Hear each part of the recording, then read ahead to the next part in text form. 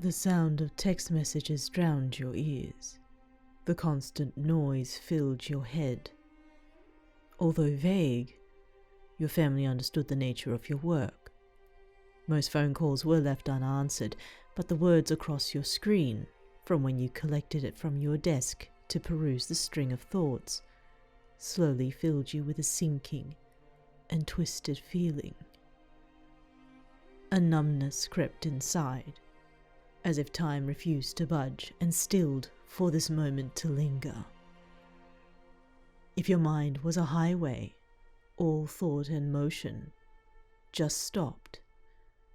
You felt your breath, you felt your heart, the beat of it squeezing inside, if only a little to remind you that you still felt something. Denial, guilt, anger, reflection, action, reconstruction, acceptance.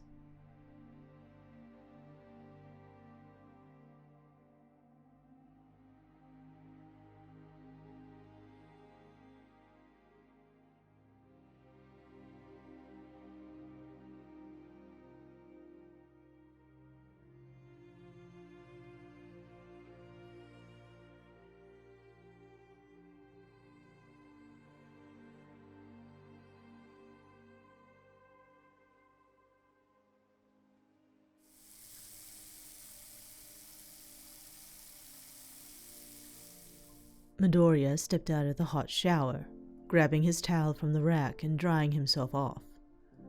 It had been a long day, and the relaxing thrum of the water hitting all of his muscles was what he needed.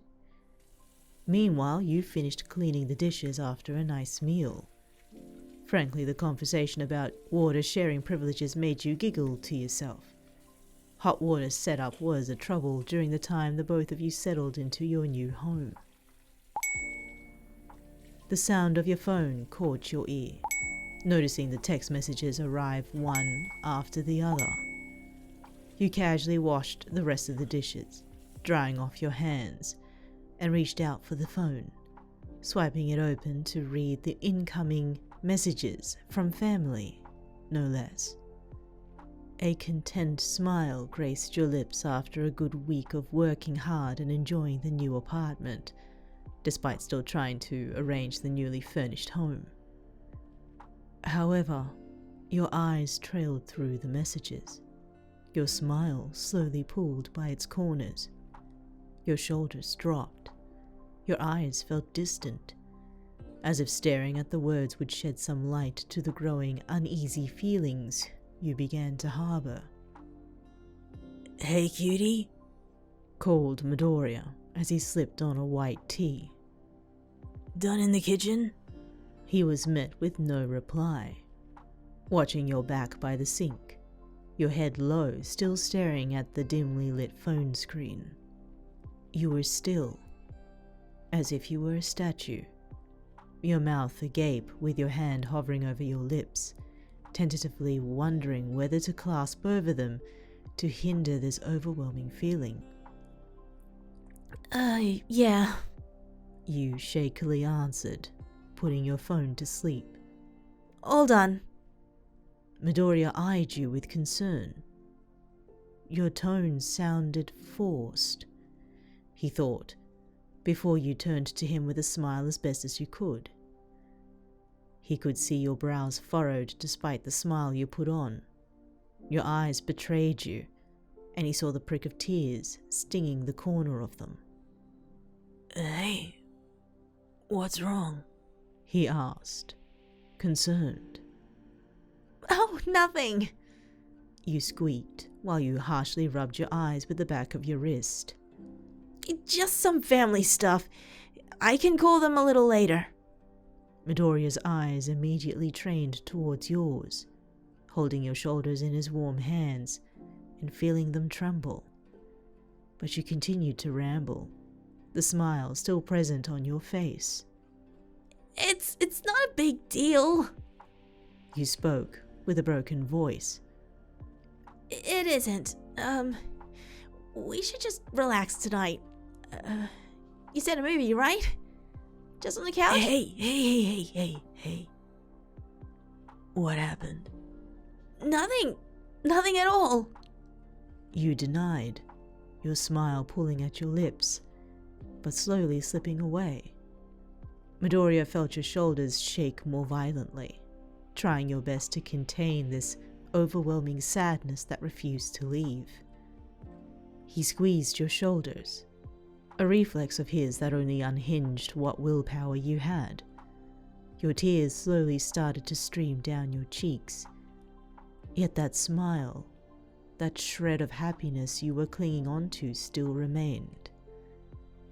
You resumed to wipe these newly found tears with your wrist, but the more you tried to dry them, the more they started to pour, it seemed. They wouldn't stop. The sound of your breath hitched in your throat when it became difficult to breathe, and soon you crumbled inside.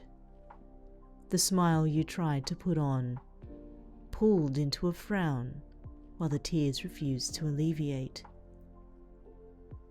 All the while you looked away from Midoriya before you felt his hands pull you in. The smell of his freshly cleaned clothes and his body wash, familiar tones of pine and cotton, overwhelmed your senses. You managed to dig your face into his chest, feeling the warmth of his newly washed skin from underneath the crisp touch of his shirt. Midoriya held your head in his large hands, his arms embracing your trembling body against his. Text messages continued to stream through your phone, but you seemed to ignore the sounds as you wept into his chest, your hitched breath making him squeeze you gently into him. Midoriya eyed your lit screen with each message, catching glimpses of the words before his eyes grew downcast. He held you tighter in his embrace, while you felt his head lean against yours, the sensation of his breath on your skin and his arms comforting your trembling body, still unable to shake the sudden sadness that crashed into your very core. I'm sorry, murmured Midoriya. It only made you weep harder into his chest, your hands gripping into his shirt and balling into fists. No, don't apologize. You spoke through your tears.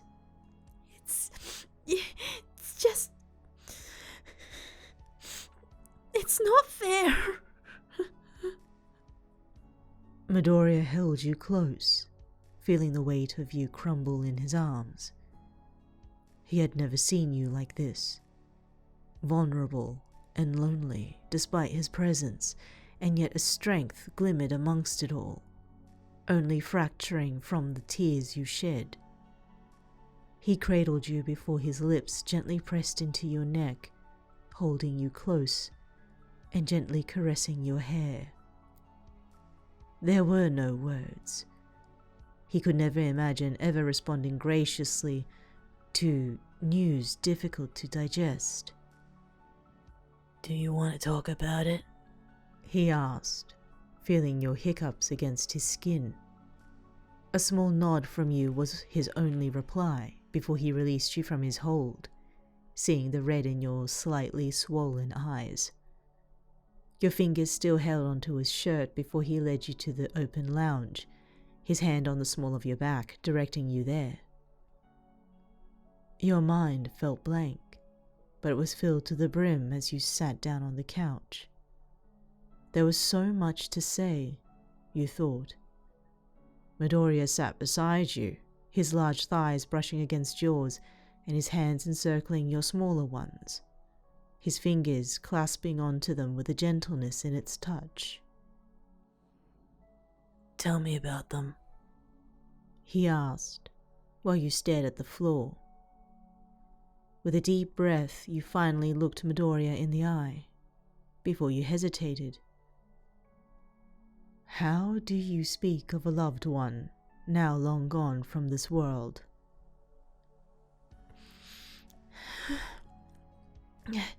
I just... They were one of the good ones.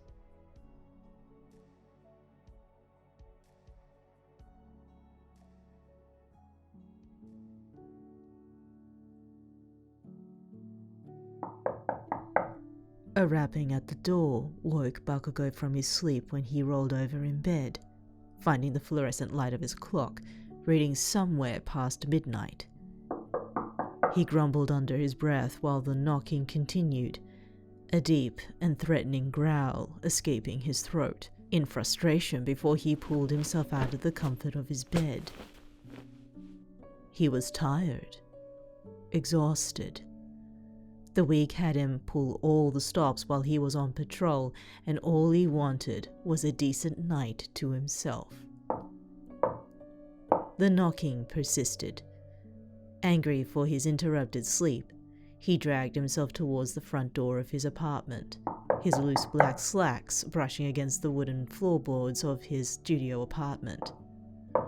The more knocks he heard, the more frustrated he became, quickly swinging the front door open with a snarl.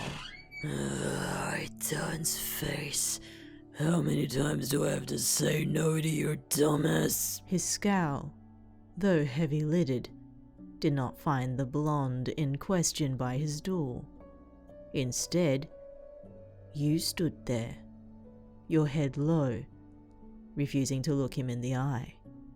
You tugged at your arm, holding yourself from spilling from all the emotions swirling inside. It took all your strength not to. What are you doing here? Asked Bakugou, still standing by the doorway. I can't sleep, you simply replied, still keeping your eyes away from his. Bakugou watched your hands clutch at your sides, your body trembling under the pressure of all emotion welling inside. He noticed the tear-stained cheeks, the frown pulling on your lips, all the way down to your feet, floating ever so slightly off the ground, barely grazing your toes. He growled under his breath with an agitated tone, immediately grabbing your shoulders and pulling you inside his apartment. Oh, you dumbass. He snarled, his large warm hands almost grounding you. You could have flown away. You were silent, but Bakugou spotted something in your eye agreeing to his statement. And it worried him. How long have you been crying? He asked again. Your reddened eyes weren't hard to ignore before you slowly turned your gaze up at him. There was an annoyance in his scowl, but with the hour of the night, you decided to trek to his place. You assumed it was more so waking him than anything. A while, you answered. It doesn't matter. It does to me, Twinkle Toes, retorted Bakugou, releasing you slowly, only to hold you again when your body refused to stay on the ground. What's up with you? Nothing. Nothing, my ass. I'm not stupid, and you know that. I didn't say it, you did. What was that? Did you literally just come all this way to insult me? No, but you're making it out to be that. Stop twisting my words, damn it. It's so damn late to be doing this. He growled, his hands grabbing you tightly on your shoulders and almost shaking you in his anger. The violent clutch of his fingers took you out of your daze, forcing your tear-stained cheeks and swollen eyes to gaze into Bakugou's red scowl. What the hell happened? He yelled with a frustrated tone. I don't deserve you, you softly answered, earning a confused and yet enraged glare from a tired Bakugou. What? I don't deserve your time or your moments. All I'll do is squander it. I'll be the kind of person who'll push you into the back of my mind and not think a second thought about you. I'll be self-absorbed. I'm a selfish person. Your tears returned while you began to confess, holding your head low in hopes that Bakugou wouldn't see how pitiful you felt. His hands still held onto your shoulders, disbelieving the words you were saying. It was as if you had them orchestrated in your mind already, trying to believe the words yourself. Duh, you're lying, he stated, his scowl deepening at the ridiculous display. I'm not, you responded in kind. I'm a horrible person. I made no time and now they're gone. The statement brought Bakugou back from his initial thoughts while you continued to weep. In truth, you hoped Bakugou would yell, scream, and throw you out. But despite the frustration, he did neither. So you came all this way looking to punish yourself? He deduced incredulously. You said nothing, hiding your face behind your arms while all inhibitions were released. Your body was as light as a feather. You refused to ground yourself, tired of the effort at least for the night. Yet Bakugou refused to let you go. You had been nothing but vague, and it only wound up Bakugou's frustrations and slightly lethargic annoyance past midnight. He could see what guilt looked like, even though he had no clue what had happened. While you wept, you felt a pair of arms immediately lift you from the floor quite easily before your body twisted into Bakugou's arms, holding you close. He strode to his room, placing you down onto his bed with your body bumping the mattress ever so slightly before it began to float away from it. A large arm encircled your body, pinning its weight down into the soft mattress, and in doing so weighing you down next to Bakugou. You turned to find Bakugou's eyes already shut, yet his arm held onto your torso, keeping you grounded to him. This was a shock. You didn't expect this after dating him for a few months now. Go to sleep, he ordered, his eyes still closed. In the morning, you're gonna tell me everything. Got it? Lightweight. The overwhelming feeling of guilt washed over you again. You were tempted to just float away, with no one there to stop you. It felt that easy, but you continued to stay grounded until you reached Bakugou's apartment door. Tired of the thoughts and the emotions coursing through your body, you finally fell asleep next to Bakugou, feeling the heat of his skin radiate onto yours. Your body finally found some relief from the pain, drifting into slumber before Bakugou pulled you close.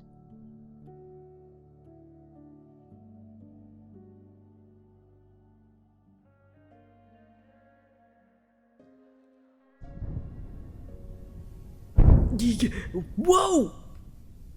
Kirishima dodged and weaved each blast shot through the compound, hardening his body before another smashed into him. The force of it pushed him away, his feet dragging against the floor. He lowered his arms to peek at you, already charging towards him from afar. Whoa! Hey! Time out! He cried, raising his arms to signal. In a panic, he pulled back his head, his eyes following your foot's trajectory, almost scraping his nose. Tumbling on his feet, he recovered quick enough to block your other foot, the sudden sonic wave hitting him hard. The blast shook the room while the both of you stood in a stalemate, your bodies stilled. Kirishima stared into your eyes that were full of rage. He began to question. Did something happen? Were you hurt?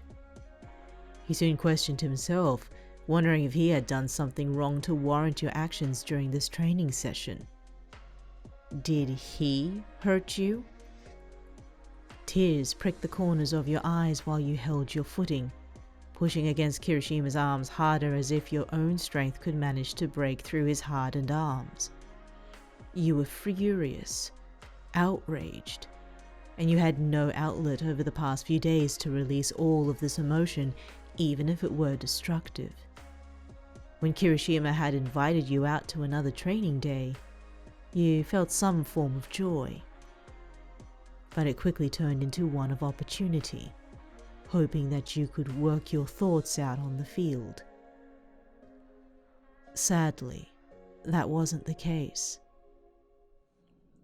Yeah. Are you okay? Asked Kirishima, his arms still holding upright and blocking your kick mid-air. Fine! You cried before you pulled back to throw a punch. Your knuckles slammed into Kirishima's hand, blocking its intense shockwave through him, but leaving both of your arms trembling. You threw another, again and again, the growing frequency turning into a frenzy. Kirishima blocked each punch, feeling the effects of your quirk on his body. He felt the tremor of your blast radius with each blow, each one running shivers through his arms. However, the more frenzied you became, the less intense each blow was delivered. You don't sound fine, he commented, keeping up with the punching spree for as long as it would take. I am! You whipped through heavy breaths. I'm totally fine! Nothing's wrong! You felt your strength slowly fade, each punch becoming futile against Kirishima that it almost felt like a joke at this point. I'm okay! I'm perfectly fine! I'm...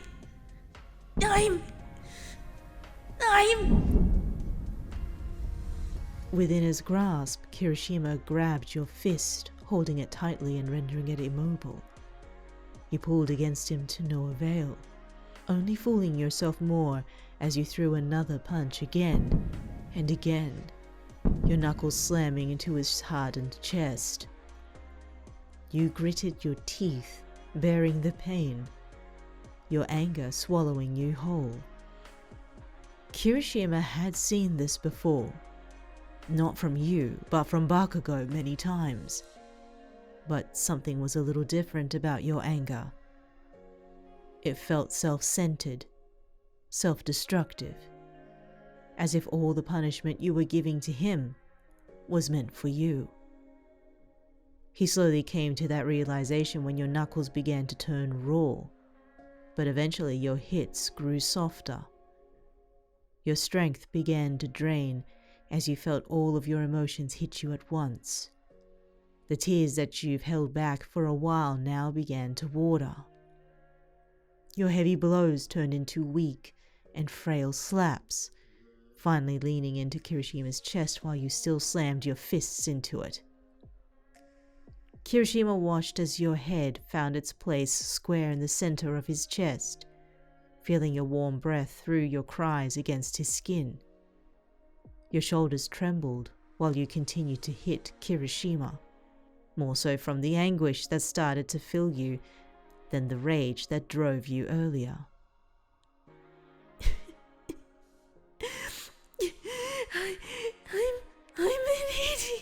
I'm an idiot.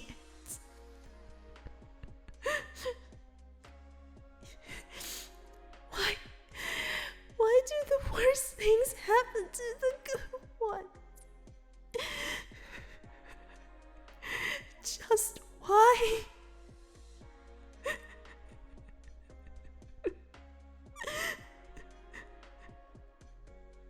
You felt yourself heave from the overwhelming release. Your fist now lay dormant against Kirishima's chest. Though you wished to put the blame on something else, on someone else, all of this anger was never meant for anyone but yourself. You crumpled onto Kirishima, your body too weak and overcome with emotion that you felt his hands take hold of your shoulders to stop the trembling, whether it was from exhaustion or from your anguish. What happened? He asked, concerned for your state of mind, but relieved that you stopped.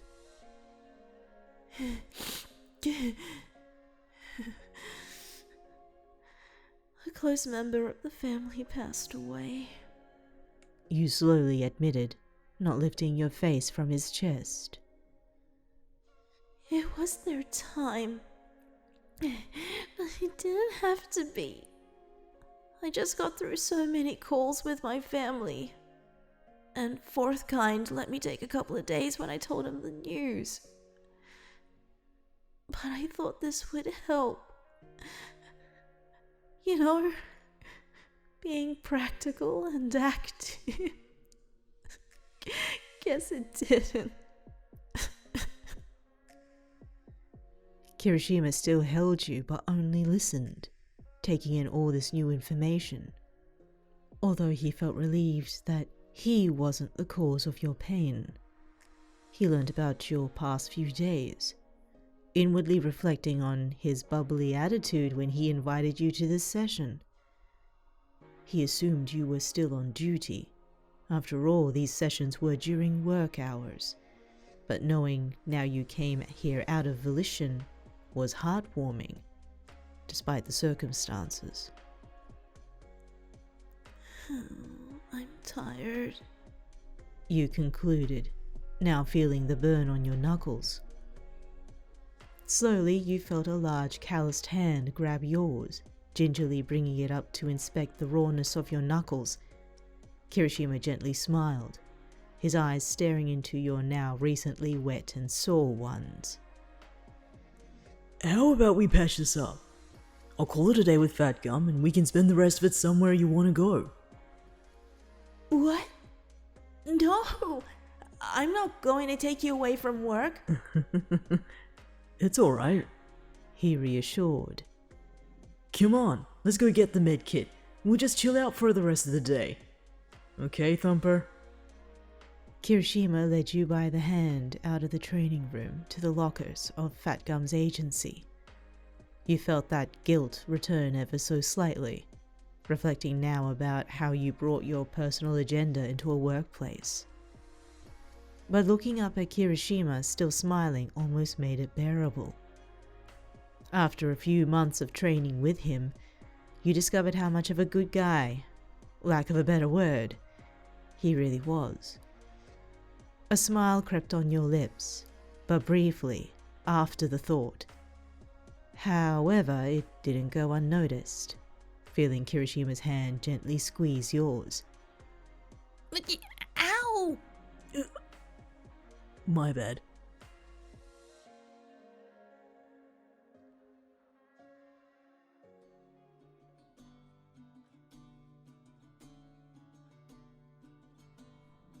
Kid, you have to leave this place eventually. Coaxed Shinsou, looking around the large white empty space. He wasn't a stranger to it. It was preferable to meet here when the both of you were working long hours and needed to see each other, at least for a moment. It was your safe space, in your head, in your mind.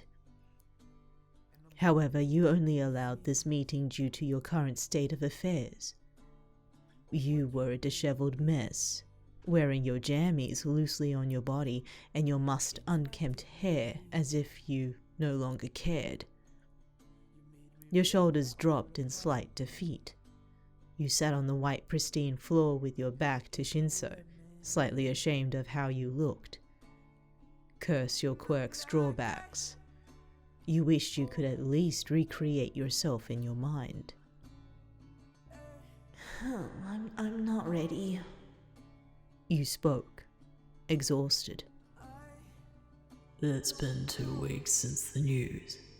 I get that, reiterated Shinsou while he took a few steps towards you. But you haven't left the bedroom in the past 3 days.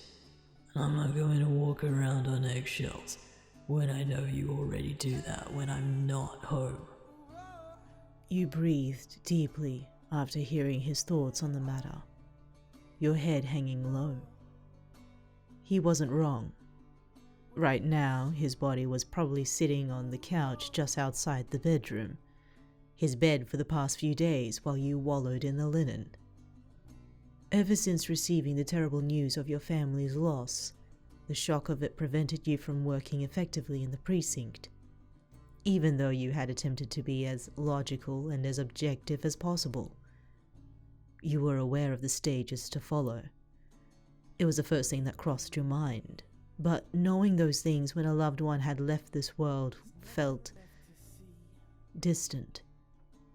It only supported the guilt you felt for doing so.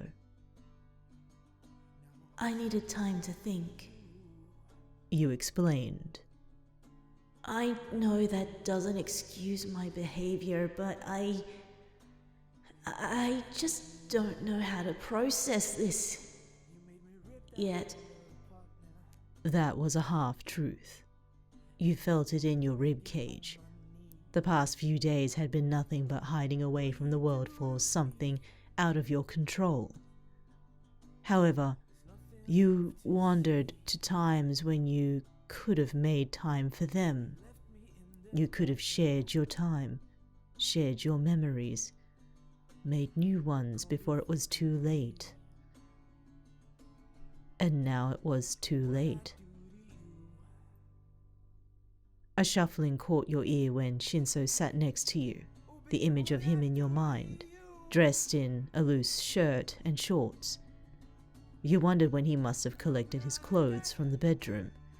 The days went by without any sense of time, and you only recalled a few moments he entered, then exited in the same fashion.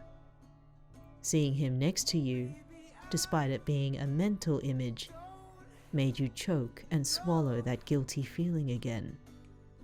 You immediately looked away, still ashamed of your state, but felt contradicted about your feelings towards the depression you swam in. It felt easy to stay here, to stay in bed and not move, to let time just walk by without you. The touch of his hand on your knee made you jump from your train of thought, feeling his fingers grip onto it firmly, yet gently. You shouldn't be here thinking these thoughts out loud to yourself, he stated, his tired eyes staring into your exhausted ones. You know, I've learned to not always rely on myself as much as I think I should. You should learn from your own example. You looked into Shinsou's eyes, smiling back at you, immediately understanding that he was referring to yourself.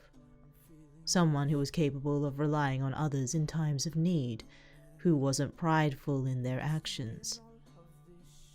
Reflecting on those words made you realize that you had been acting selfish lately, internally swallowing yourself in this swarm of negativity, and in doing so, pushing Shinsou out. That just made you feel worse. I'm here if you need to talk, reassured Shinsou, while he watched you internally battle against your thoughts. I may not be the best to hear advice from, but I'm a good listener when I need to be. Yeah. You finally spoke with a weak smile. You don't give the best advice. Really? That's all you picked up from what I said?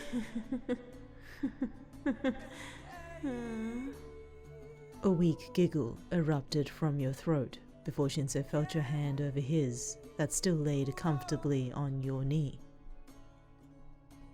Your fingers made their way between his longer ones before he clutched onto them instinctively. The weak smile on your lips still remained before your tired eyes looked into his. It was the first he had seen you smile for the past week. Can you do me a favor, though? You asked, warranting a quirked and suspicious brow from Shinsou. Can you lull me to sleep? I haven't slept well these days. And when you do, can you come back? Shinsou knew your need for sleep was an understatement. He saw the aftermath of your emotions still swirling inside of you, eating away at you. The past few days had been nothing but silence when he did walk to and fro from the bedroom, but finally having this talk with you after what felt like eons was a good first step. You give me permission to do that? He asked before you smiled, knowing what was to come. Yes. You answered, before your smile slowly faded away and your gaze drifted towards the floor in your mind.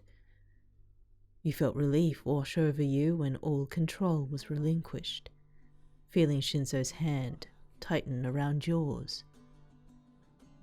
You know I love you. He spoke. I do really love you. He watched as the white space slowly began to dim, as if the light that surrounded the both of you grew darker over time. Shinsou pulled your limp body into a hug, holding you close while gently pressing his lips atop your head. Your mind was beginning to fall asleep.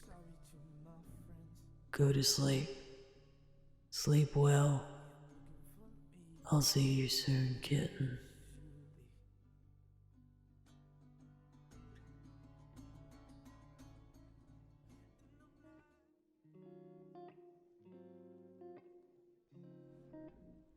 With a thud, Sero landed atop a building overlooking downtown Musatafu. He had been patrolling more frequently over the past couple of months, ever since you had been making your appearances more noticeable to the public.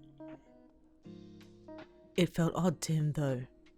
After a few run-ins, chance encounters, and the occasional chase, you had never been one to waltz around in broad daylight.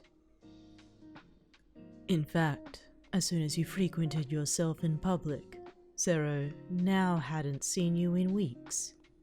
At first he brushed it off as your strange behavior and your choice of timing, but he almost missed you. Something just felt off.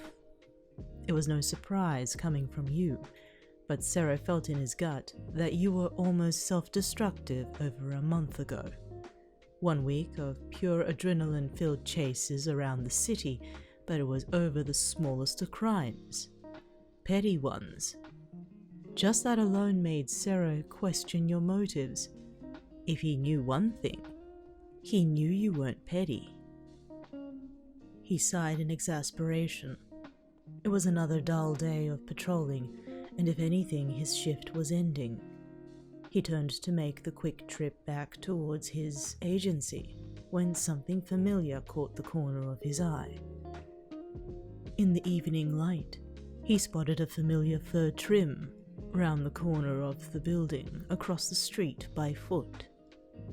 Immediately jumping from the building, Sero swung himself towards the corner, landing gracefully before he took a glimpse at your retreating form into an alleyway. It wasn't until his third glimpse of you that you turned around to spot him on the chase. Hey! Stop! He yelled from across the alleyway. You exited from the opposite side, almost colliding into a few bystanders before you grabbed the shoulders of a stranger and pushed him into the alleyway. The man cried in surprise as he hurtled towards Sero, only prompting the pro hero to shoot tape above to avoid any collision. Sorry! Apologized Sero after the clang of trash cans left the man dazed. Sero continued to chase, spotting that you still ran by foot, climbing up the next building with ease. He watched you scurry into a fire escape, leaping between stairs to quicken your pace. All Sero could do was shoot tape towards the rooftop, hoping that he would gain more ground and speed until he landed there. You were nowhere to be seen until a flash of light caught his eye, a small ball bursting into fractals until a card floated in front of him. He immediately grabbed it, finding it's one of your calling cards again, flipping it over. Let's play a game, Bucky. You've got 5 minutes. Catch me. Sero quickly scanned the rooftops, spotting you a few buildings away, casually waving at him before you continued the chase. For a moment he thought you were actually waiting for him, watching him from afar. Thinking otherwise, Sero quickly made his way across the rooftops, utilizing his tape to cover more ground, but also spotting you teleporting every once in a while, almost playfully. Stop! Wait! Leaving a trail of tape in his wake, Sero was inching closer on your trail. A few times he had catapulted himself in an attempt to snatch you, only to embrace the fleeting warmth of light from your person. This went on for the next few minutes across a multitude of rooftops. Was he being led astray? He wasn't sure, but he felt that you were taunting him. At the very least, after the third attempt to grab you, he felt a smirk creep on his lips. Whatever you were like before, you've come back from it now. 1 minute left. The one thing he learned was how prompt you were with your timing, but throughout this particular chase, he began to notice a pattern in your movements. You had kept to the rooftops for a while now, refusing to take strategic escapes or exits. This was going on for far too long in his mind, eyeing a streetlight ahead on the corner of an intersection. He quickly shot towards the lamp and made a leap of faith, jumping off from the rooftops to swing his body around to cut you off. With the momentum of the swing propelling him in the air, he descended upon you, spotting your feet stopping in their tracks. In the heat of the moment, Sero saw a string of emotions cross your face. Surprise, glee, then happiness as you opened your arms out to him. He couldn't help but open his arms to grab you. Not to capture you, but to embrace you as both your bodies crashed into each other. The both of you rolled across the rooftop in each other's arms, while a giggle escaped your throat before the momentum of Sero's personal slingshot slowed, leaving Sero laying on top of you. Both of your breaths intermingled with each other, full of exhaustion, while Sero lifted his head to peer down at you. A smile was plastered on your face while you chuckled, peeking up at Sero with tears in your eyes, staining the eye makeup that lined your face. He opened the visor of his helmet, his eyes meeting yours. What was that all about? Asked Sero through his heavy breaths, still laying his weight on top of you.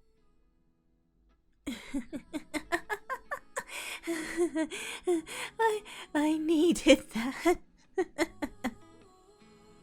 You replied with glee.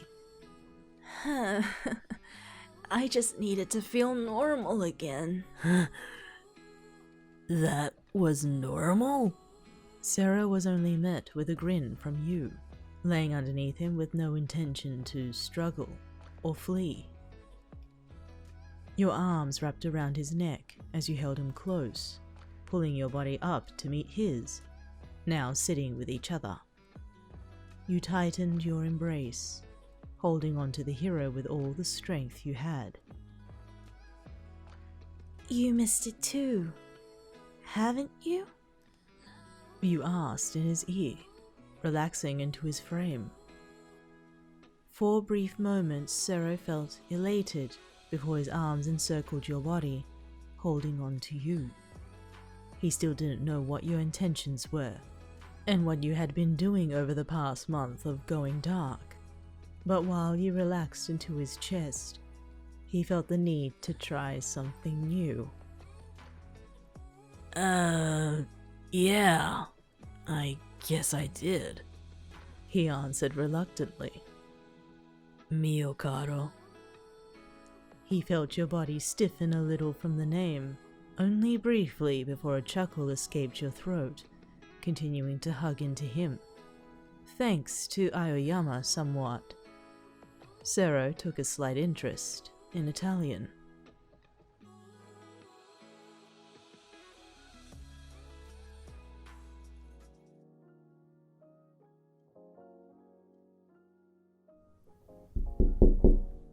Kaminari gazed through the thick window pane into the large room, furnished enough for a comfortable stay, complete with a single bed and a decent armchair. He was surprised the Public Hero Commission would allow such amenities in their offices, especially for someone whom he had discovered was a former villain. He watched as you tended to a few books, placing them into a trolley before he tapped at the window again. Excuse me? He spoke, still watching your back while you slipped the last remaining book into place. May I speak with you? You turned to find the stun gun hero standing by the large full-scale window in only his casual wear, no doubt on some work leave or on a break. Surprise crept into your eyes seeing him standing there. You never expected the hero to follow up, let alone choose to have a face-to-face after the ordeal. You made sure to be careful of your shoulder, wrapped in a sling tightened to your chest to ensure the stitches wouldn't break during its healing. You sat there, waiting, while Kaminari cleared his throat, more so from the awkward silence and lack of greeting, rather than any nervous jitters. How are you doing? He asked with a wry smile. Better. You replied while you shifted your shoulder, cringing at the slight twinge of pain from the wound. It'll be a while until this improves. You smiled up at Kaminari, that same smile you gave him back at the convention center before you nodded your head towards the trolley full of books. At least I'm not bored down here. You commented while you made your way to the armchair to sit. If they had put me in a room with a television, I would have felt insulted actually. I don't think the commission takes kindly to offering that form of highbrow entertainment. Joked Kaminari while he took a seat on his chair by the thick glass pane. His eyes trailed to the sling on your shoulder, spotting strokes of red on the gauze. It was padded nicely to keep the bleeding at bay, but he wondered how often the bandages would be changed, if they took care of you in confinement. They refuse any medical staff to come in here. You commented, noticing his eyes on your shoulder. I get that. The repercussions of my quirk are, high risk. You remind me of a friend of mine, replied Kaminari, catching your attention on the blonde opposite the glass pane. Is that what happened? Back at the center? You took control of me? You nodded, confirming his thoughts and the strange event that occurred when somehow he had lost all control of his body, yet felt invigorated, alive, and full of potential. All put together with a song stuck in his head, constantly on loop. You had every opportunity to do what you did to me to those men who held you, hostage? Questioned Kaminari, confused about the turn of events during the ransom exchange. So why didn't you? You inhaled to speak, only to halt in your tracks, realizing that the confusion on Kaminari's face had many layers to it. You sighed, squeezing the bridge of your nose in mild exasperation, while recollecting the events of that day. My translator got caught in the middle of everything. And when they thought it was her, I played along with it. As did she. Kaminari gazed into your eyes, finding your smile gone, but now replaced with concern, almost guilt. For once, he saw exhaustion in your eyes. Tell me, is she okay? Yeah, she was picked up by agents when she ran out of the room. She's safe. You deeply exhaled, as if you had held your breath for the duration of this visit, your shoulders relaxing into the armchair with relief. Good, you remarked, your smile returning, yet saddened. She doesn't deserve any more trouble. Wait a minute, started Kaminari with more confusion riddled on his face. Why have a translator when you can speak very clearly and really well? All a ruse, you quickly piped. It's all part of the charade. Well, not anymore. I wouldn't be surprised that my life as a virtual idol would be in shambles, should the press hear about it. The mention of your career sparked Kaminari's thoughts. After reading further into the virtual idol, he made delineations between any incidences during and between concerts and public performances. There were far and few between.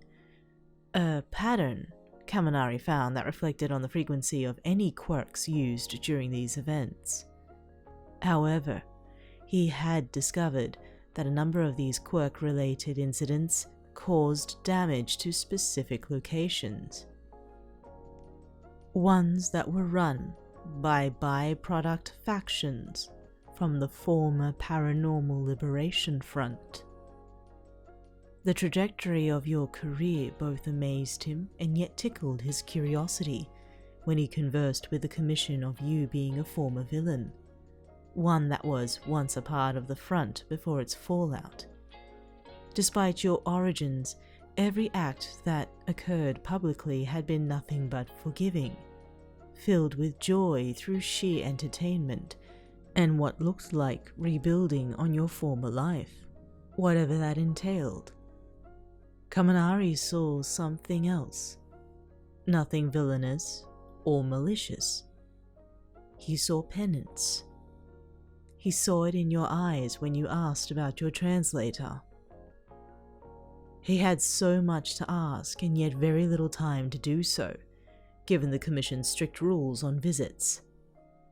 They were just as tight as Tartarus. I can get you patched up, offered Kaminari, taking you by surprise by such an offer. I mean, I know someone who can, and don't be too turned off by her methods. She means well. He received a confused look from you this time, causing him to grin widely in response. I don't have much time left for this visit. Oh, of course. You interrupted, realizing how long the both of you had been conversing, even if it was a short while by normal conversation standards. But I did put in a word in the commission, and after a bit of back and forth, I convinced them to let you go. Your eyes widened at the prospect of freedom when you heard those words from his lips, turning to the blonde whose grin turned into a gentle smile. He stood from his seat, walking up to the glass pane and placing his hand upon its cold surface. You did save the life of an innocent bystander, and helped me, a pro hero, from the thugs back at the center. It's only fair that you shouldn't be cooped up in here. You stared at Kaminari, bewildered. For the time that you had been kept in confinement, you had been nothing but open about any questions the Commission asked. The nature of your quirk, the reasons behind your career choices, but never had they offered a second lease at life, despite your less than chivalrous background. What's the catch? You asked, the thought hitting you immediately after going through the past few weeks. The metallic tap on the door behind Kaminari signaled the end of his time. spotting the eyes of one of many agents that roamed the halls outside of your confinement. He uttered nervously, his eyes downcast before he turned back to you with a wry smile this time.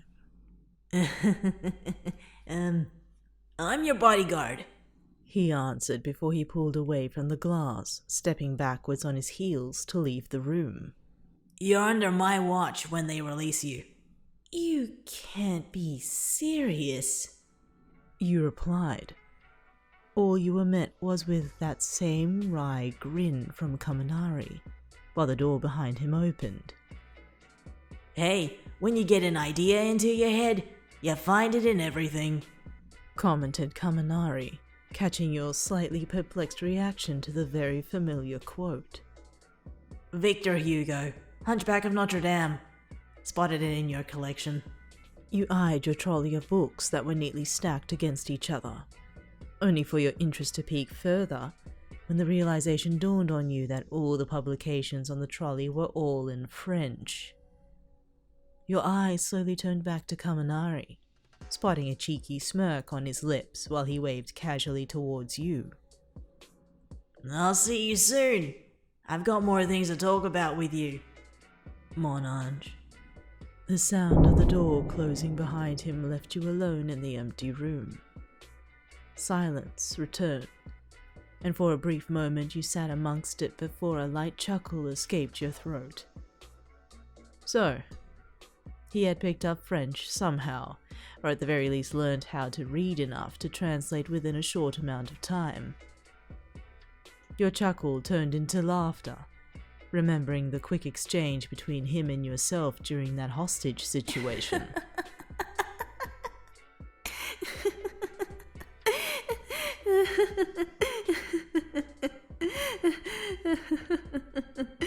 Bonjour, TV. You uttered between your laughter before you realized tears springing to life in the corner of your eyes. Perhaps your life choices so far have led you to this moment, wherever it may lead you next.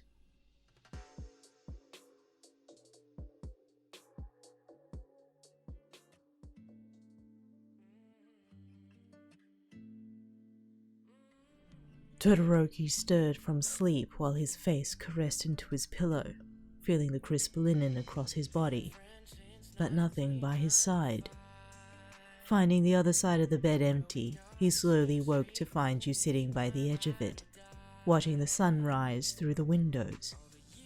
The sound of linen crumpling from Todoroki's weight caught your ear while he shifted in bed, yet you didn't turn to face him, still watching the sun's light appear over the horizon.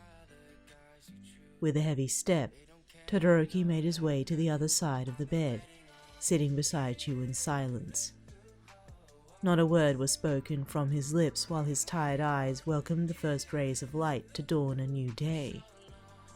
Time stood still for a moment while the both of you watched the sky turn from a murky blue to a golden glow. While you sat on the bed, contemplating over the past month of overwhelming emotion, a warm hand clasped over yours, gently pushing it into the linen with your fingers interlocked with their own. You watched your hand comfortably held in Todoroki's large one before he raised it to gently kiss the back of your palm, his warm lips breathing life into the cold. "Couldn't sleep?" he asked, his soft tone a melody in the fresh morning air. Kind of, you answered while you shifted your bed closer to his, leaning your head on his shoulder. Just thinking. What about? Some of the good times. You nuzzled into Todoroki's shoulder, feeling your body warm against his while his arm wrapped around you. He gently placed a kiss atop your head, feeling your warm and steady breath wash over his skin. The past couple of months had been difficult not only for you, but for Todoroki himself. Watching you go through the motions from the first moment you received the news taught him many more things about yourself, but most importantly, how you had dealt with grieving over the loss of a loved one He had watched you weep and rage, witnessed your highs and lows, all in the face of grief. For him, he wanted nothing more but to help you ease into your emotions, observing your reactions and your responses, and in kind, allowing you your time. He was no stranger to losing loved ones, to understanding the violent storm of emotion, whether passionate or mournful, and for this, you were grateful. Despite the teasing and the playfulness that Todoroki rarely but pleasantly had shown to you, it came with the trust of knowing his own faults and traumas. It helped put things into perspective, just enough for you to understand your own process. Thank you, you whispered, your breath still dancing against his skin. For what? He asked, curious. Everything. You looked up into his heterochromatic eyes, the sunlight reflecting in them like deep pools, despite his nonchalant and tired look on his face. Thank you for being patient with me. A small smile lifted from the corner of his lips while his eyes sparkled, looking back at you with a calm gentleness in his gaze. He pulled your head back into his chest, hugging you tightly in his arms. Anything for you, love, he whispered, his chin propped against the top of your head while he held you close. Your smile widened while you felt the warmth radiate from around his body, nuzzling your head into his chest, until his grip tightened. You squeaked from the sudden inertia of the grapple while the both of you were pulled back into bed, his strength and weight pinning you down. Laughter echoed in the room, from both Todoroki and you, while he draped his arms around you, pecking kisses across your face and cheeks. Shoto! Stop! You cried in laughter, while his arms encircled around your frame, hugging you against him amongst all of the linen on the bed. He ignored your cries of protest, all the while keeping you close to him, your body against his in the morning light. It wasn't long for the sun to rise into the sky past the horizon of the city, its light now cascading into the bedroom. Amongst the wrestling, Todoroki had you pinned, watching your smile widen and your laughter grow. It felt like forever to have seen you smile, full of life and vigor, almost blossoming from the tumultuous storm the both of you witnessed and experienced over the past month. But Todoroki, in his moment, smiled down at your form, leaning in and gently kissing you on your forehead. You surrendered to his touch, almost sinking into the bed from his weight above you, feeling his lips curl while he kissed your skin. Unlike most mornings, this one was filled with a light. You had been through the dark for a while, finding your way through to see that Todoroki patiently waited for you on the other side of whatever trail you had to make. Finding him always beside you, accepting you for your faults and your emotions felt like a blessing.